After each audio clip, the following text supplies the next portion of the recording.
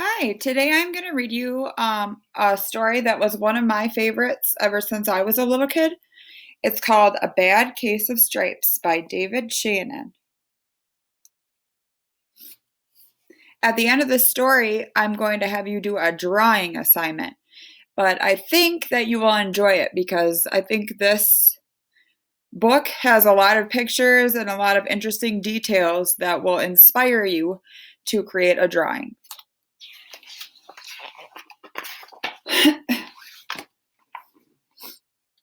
Camilla Cream loved lima beans, but she never ate them. All of her friends hated lima beans, and she wanted to fit in. Camilla was always worried about what other people thought of her. Today, she was fretting even more than usual. It was the first day of school, and she couldn't decide what to wear. There were so many people to impress. She tried on 42 outfits, but none of those seemed quite right. She put on a pretty red dress and looked in the mirror. And then she screamed.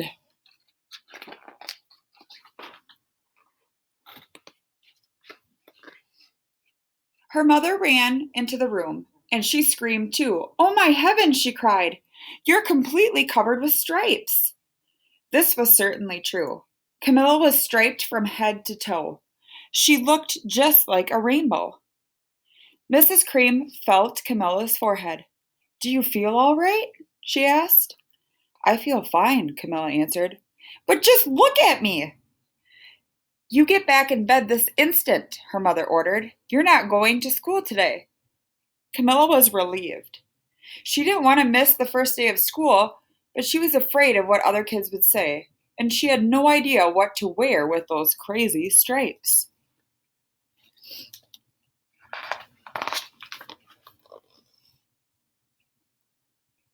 That afternoon, Dr. Bumble came to examine Camilla.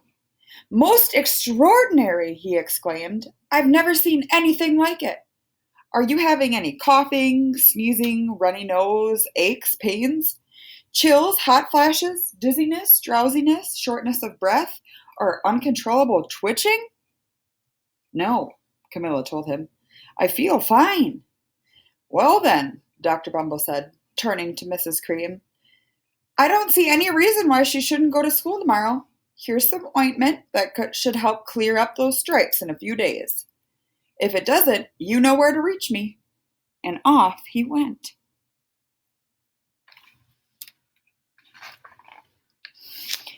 The next day was a disaster. Everyone at school laughed at Camilla. They called her Camilla Crayon and Knight of the Living Lollipop. She tried her best to act as if everything were normal, but when the class said the Pledge of Allegiance, her stripes turned red, white, and blue, and she broke out in stars.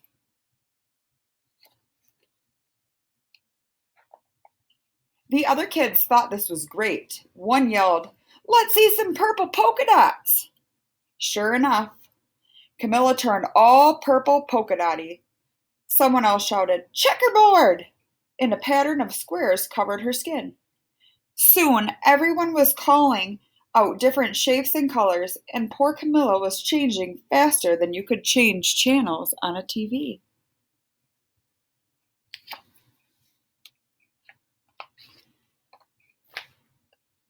That night, Mr. Harms, the school principal, called. "I am sorry, Mrs. Cream," he said. "I'm going to have to ask you to keep Camilla home from school. She's just too much of a distraction, and I've been getting calls from other parents. They're afraid those stripes could be contagious."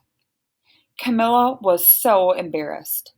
She couldn't believe that 2 days ago everyone liked her. Now nobody wanted to be in the same room as her. Her father tried to make her feel better. "Is there anything I can get you, sweetheart?" he asked. "No, thank you," sighed Camilla. What she really wanted was a nice plate of lima beans, but she had been laughed at enough for one day.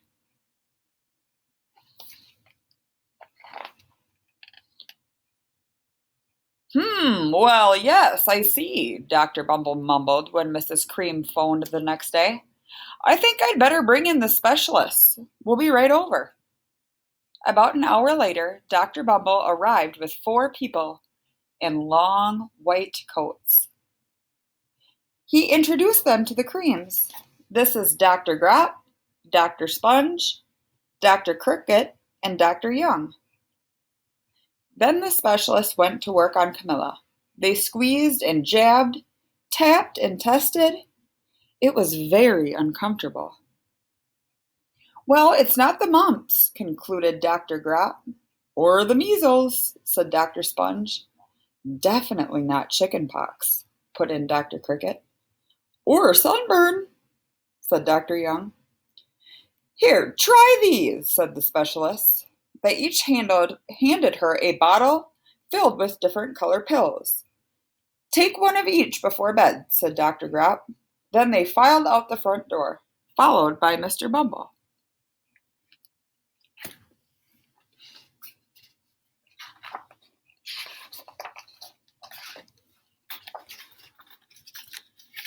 That night, Camilla took her medicine. It was awful. When she woke up the next morning, she did feel different, but when she got dressed, her clothes didn't feel right. They didn't fit right. She looked in the mirror, and there, staring back at her, was a giant, multicolored pill with her face on it.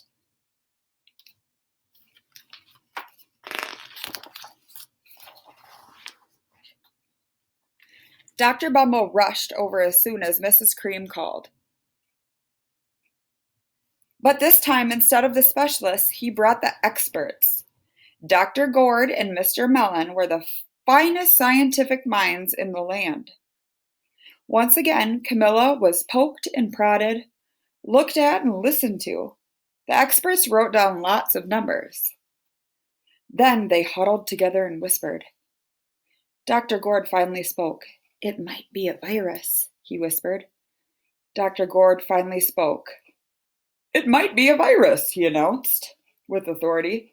Suddenly, fuzzy little virus balls appeared all over Camilla. Or possibly some form of bacteria, said Mr. Mellon. Out popped squiggly little bacteria tails.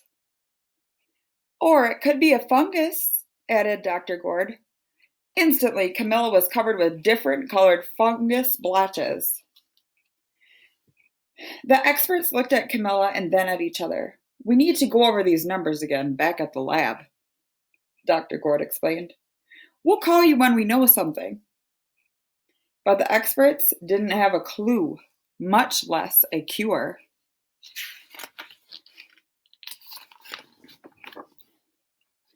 By now, the TV news had found out about Camilla. Reporters from every channel were outside her house, telling the story of the bizarre case of the incredible changing kid. Soon, a huge crowd was camped out on her front lawn.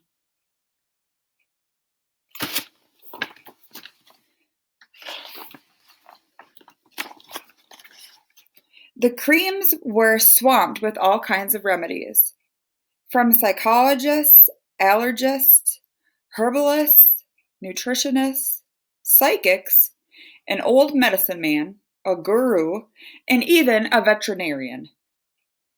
Each so-called cure only added to poor Camilla's strange appearance, and it was hard to even recognize her. She sprouted roots and berries, and crystals and feathers in a long furry tail. But nothing worked.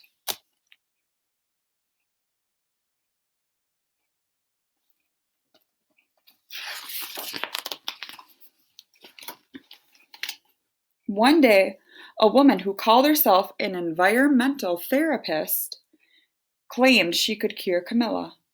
Close your eyes, she said. Breathe deeply and become one with your room.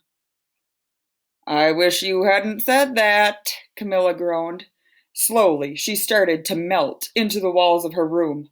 Her bed became her mouth, her nose was the dresser, and 2 paintings were her eyes. The therapist screamed and ran from the house. What are we going to do? Cried Mrs. Cream. It just keeps getting worse and worse. She began to sob.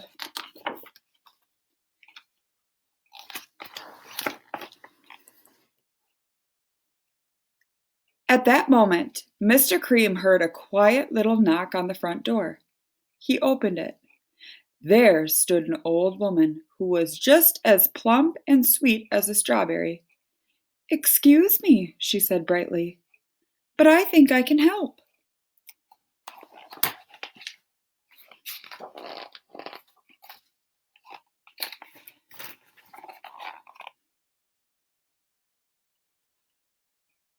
She went into Camilla's room and looked around. "My goodness," she said with a shake of her head. "What have we here? What we have here is a bad case of stripes. One of the worst I've ever seen." She pulled a container of small green beans from her bag. "Here," she said, "these might do the trick." "Are those magic beans?" asked Mrs. Cream. "Oh my, no," replied the kind old woman. "There's no such thing. These are just plain old lima beans." "I'd bet you'd like some, wouldn't you?" she asked Camilla. Camilla wanted a big, heaping plate of lima beans more than about anything in the world. But she was still afraid to admit it. "Yuck," she said. "No one likes lima beans, especially me." "Oh dear," the old woman said sadly. "I guess I was wrong about you." She put the beans back in her bag and started toward the door. Camilla watched the old woman walk away. Those beans would taste so good, and being laughed at for eating them was nothing compared to what she had been going through.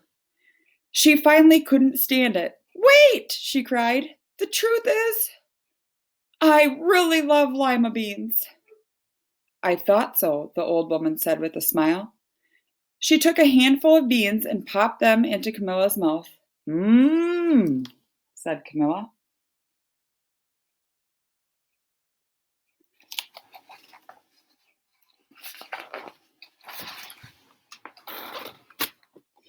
Suddenly, the branches, feathers, and squiggly tails began to disappear. Then the whole room swirled around. When it stopped, there stood Camilla, and everything was back to normal. "I'm cured!" she shouted. "Yes," said the old woman. "I knew the real you was in there, somewhere." She patted Camilla on the head. Then she went outside and vanished into the crowd.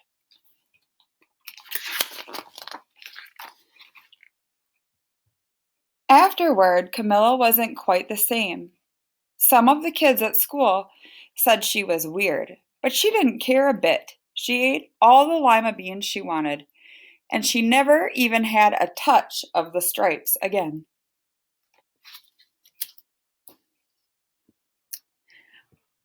Okay, so now after we've read that story, I would like you to think about if you had this strange case of stripes like our character had here.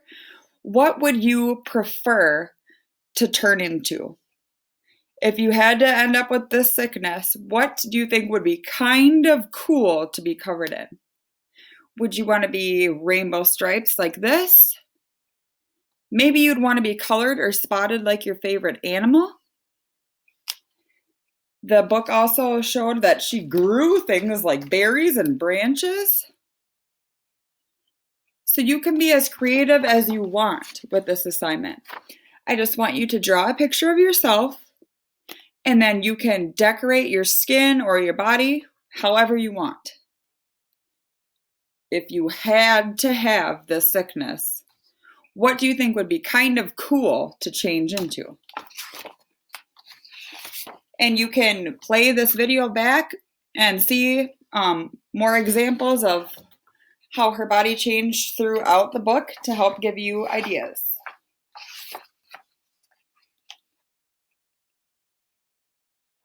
Have fun drawing, and I will see you back in school soon.